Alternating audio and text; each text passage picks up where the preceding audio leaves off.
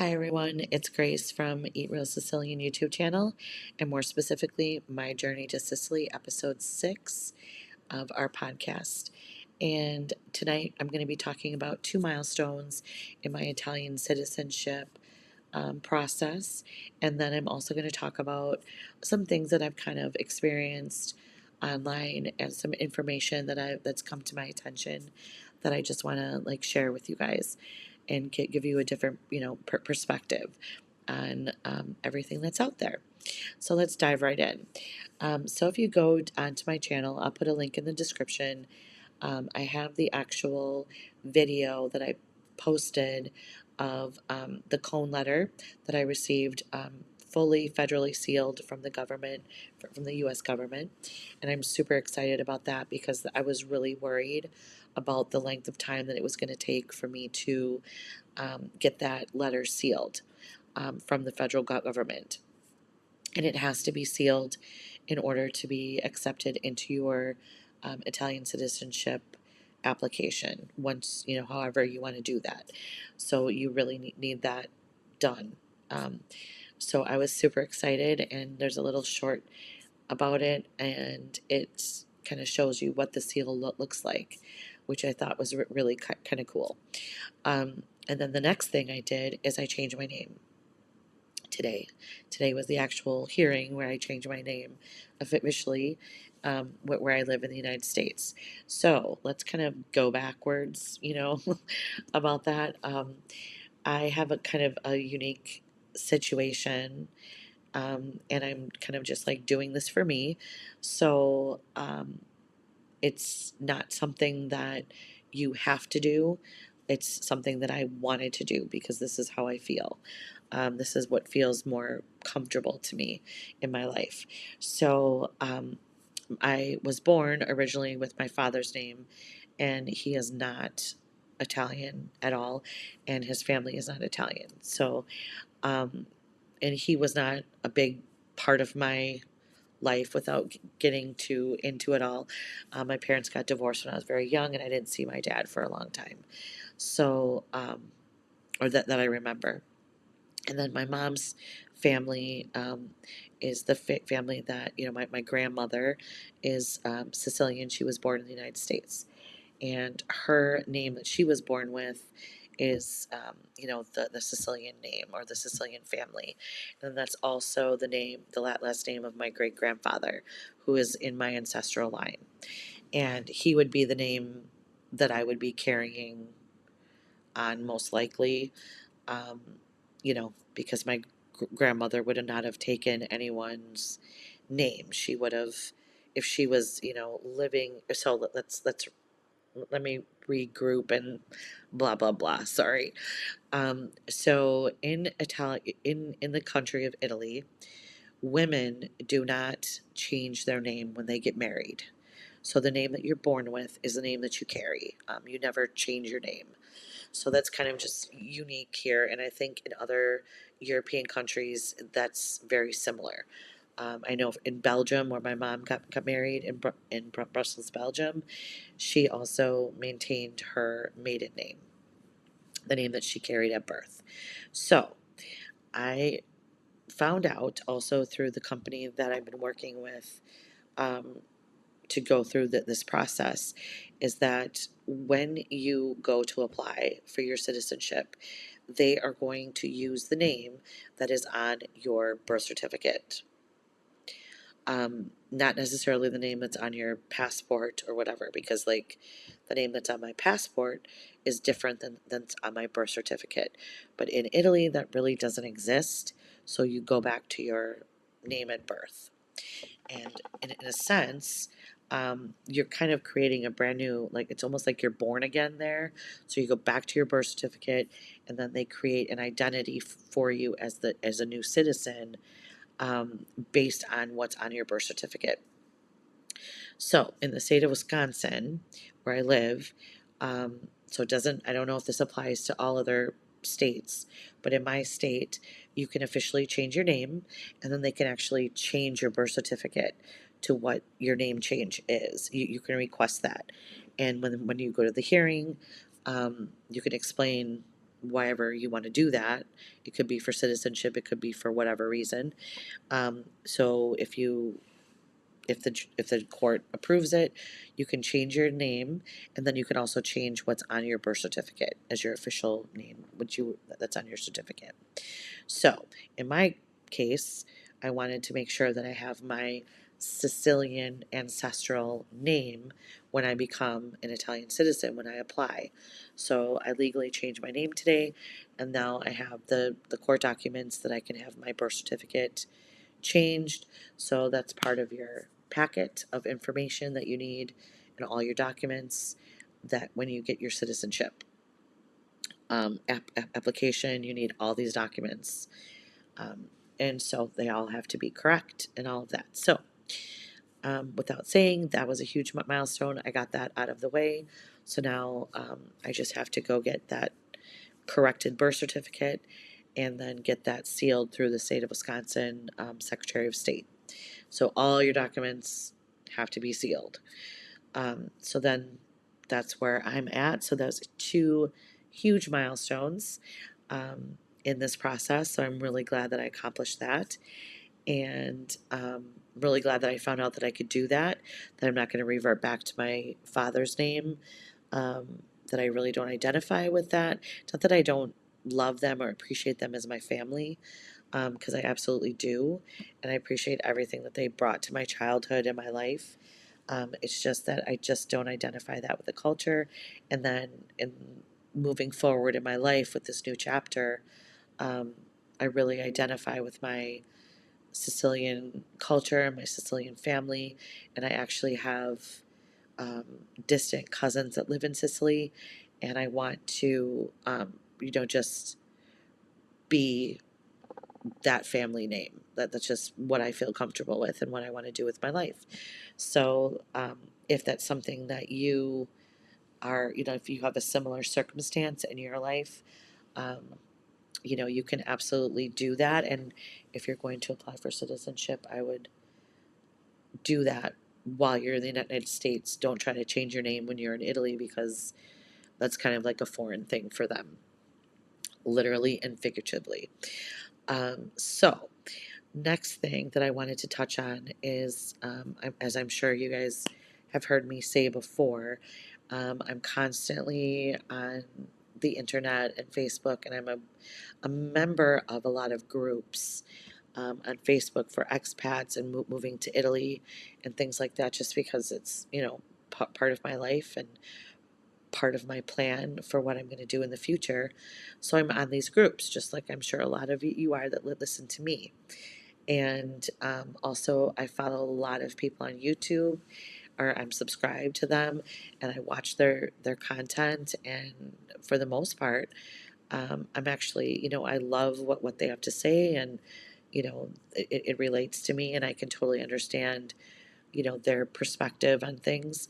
But I did run into one. I'm not going to mention who the person is, but they did, put in a link in their description, and also call out in a video as content, a helpful link for a website that supposedly helped you find English speaking jobs in Italy, and specifically in Sicily.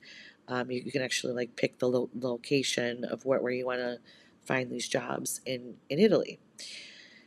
Sounds great, right? Sounds like a really great one stop thing that you can just, go to this site and find a job that, you can work there and speak English. It sounds wonderful.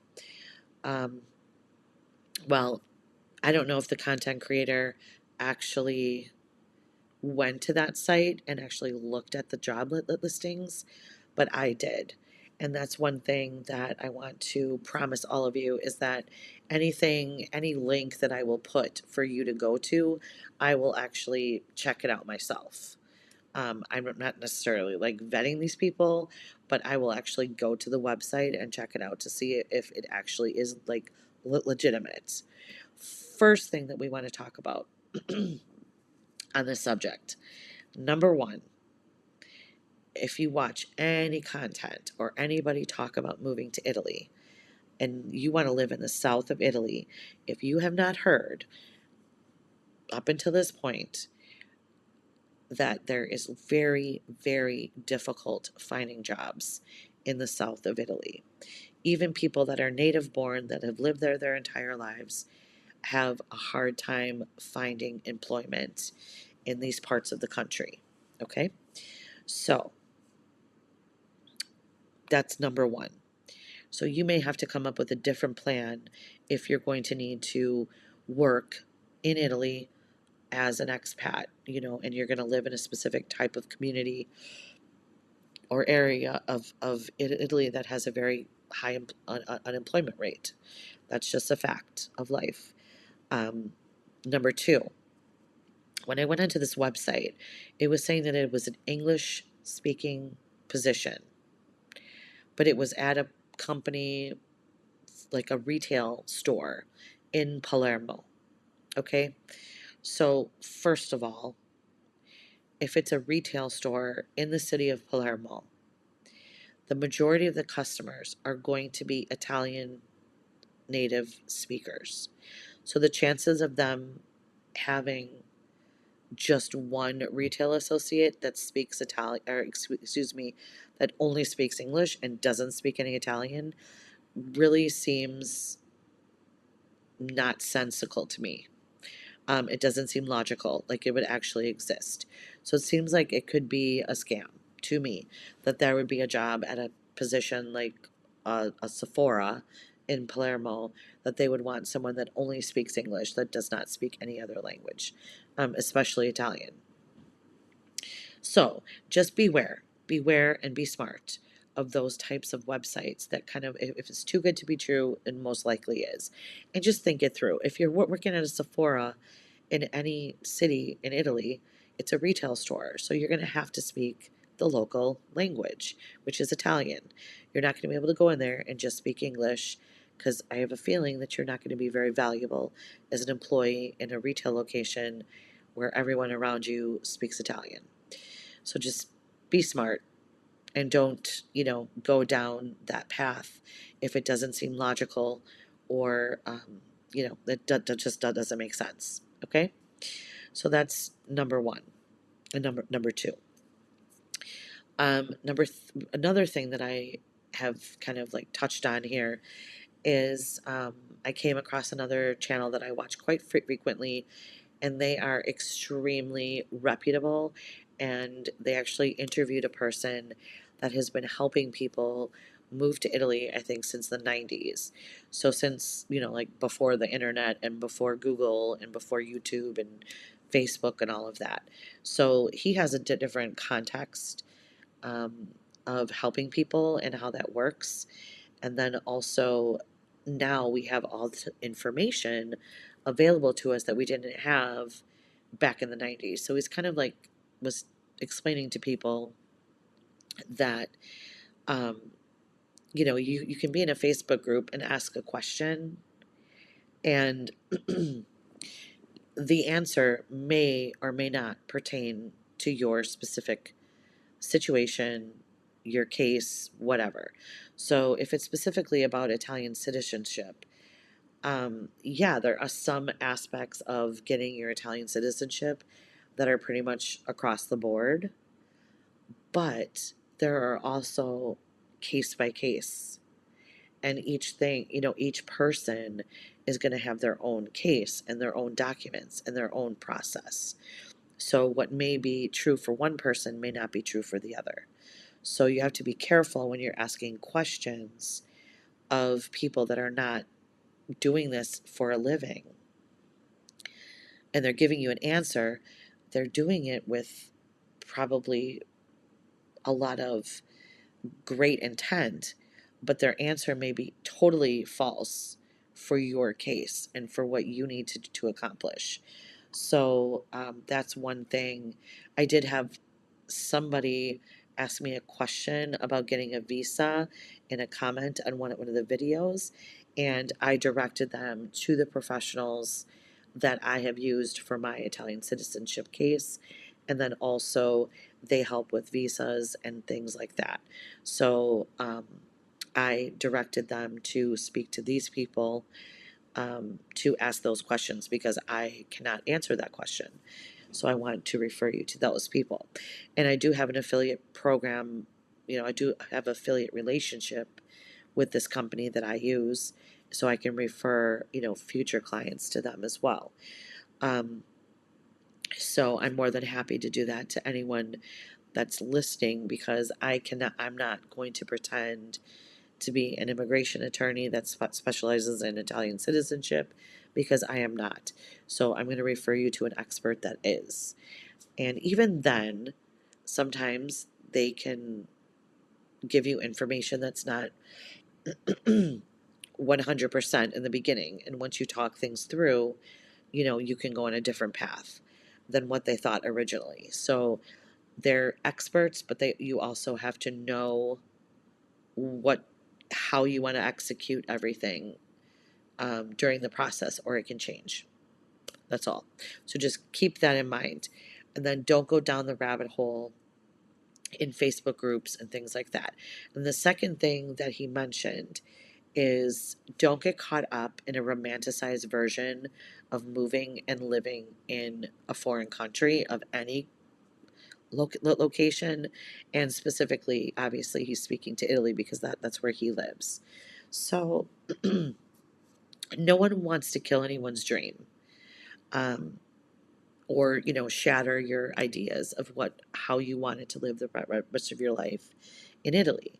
But just be very, very logical, and be very, very specific in knowing yourself and knowing what you want out of your life in Italy, and knowing yourself and what your expectations are of amenities and lifestyle, and things like that. Like, for example, um, I really am terrified of driving in Sicily.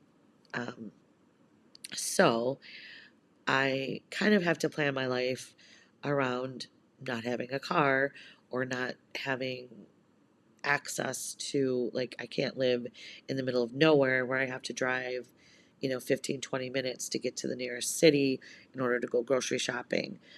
Also, like, I want to go to the beach every single day, so I want to be within walking distance to a place that I can go swimming in the Mediterranean, and go hang out on the beach. Like, that's part of my daily life, and I am terrified of driving over there. So um, I really have to kind of plan where I'm going to live and how I'm going to live prior to even moving there, so that I can set up my life so that it's going to be successful, and it's not going to be, just anxiety and, problem after problem after problem that I have to solve once I'm there.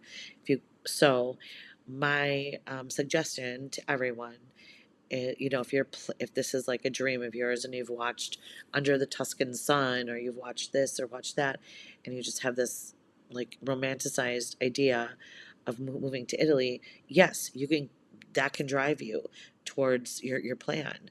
Um, and you can stay, within that dream, but you also have to think of, common sense, logistics and planning, and all of that comes into play as well.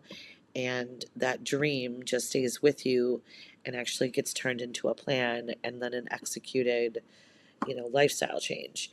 So you can actually make it to that finish line, um, with the right people and the right team and the right, support groups and support systems around you. And we're going to start, going into that part of helping you from the US, helping you plan things and get your life, get a good plan in place, and really ask yourself these deep questions through our like life in Italy coaching, to get you planned, and that's what you want to do. You can work with us, and we can help you through like a life coaching session if this is really what you want to do, and how you can make that happen.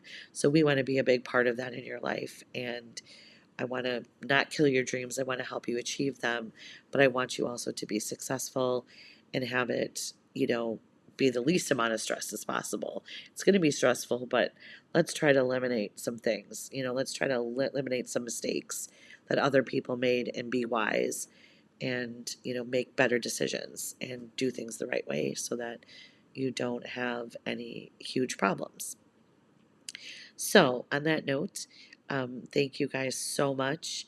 If you find this content interesting or you want to hear about more topic, please comment below, and I will try to include that in future videos. And also, please like and subscribe, and obviously share these videos with people that you feel would find this informative and interesting and helpful in their life. And you have a great night, and talk to you next time.